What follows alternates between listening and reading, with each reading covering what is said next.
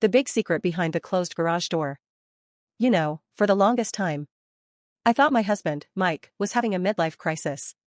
Or maybe, he was just sick of me. About 3 weeks ago, this big, rugged guy, who's usually glued to the couch watching football, started acting weird. He started disappearing into the garage every night at exactly 7 o'clock. He even put a padlock on the door.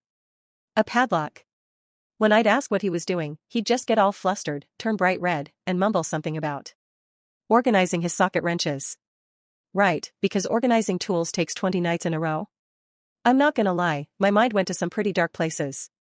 But then, last Tuesday, I was looking for the spare keys in his junk drawer and I found a receipt. It wasn't for car parts.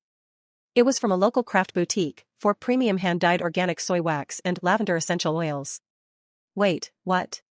I didn't say a word. I just played it cool. But last night, I couldn't help myself. I snuck up to the garage window and peeked through a tiny gap in the curtains. There he was. My 6'2", bearded, manly husband, wearing a floral apron, meticulously pouring hot wax into little glass jars. He had a thermometer in one hand and a tiny whisk in the other.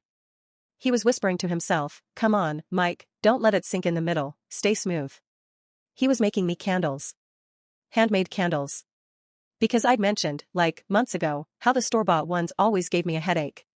I booked it back to the house before he saw me, my heart just melting. 10 minutes later, he walks in, smelling like a fresh meadow, looking all exhausted. He looks at me and says, "Babe, I can't do it. The secret is killing me." He drags me to the garage, opens the door like he's unveiling a Ferrari, and shows me 32 perfectly poured candles. He goes, "I wanted them to be a surprise for our anniversary, but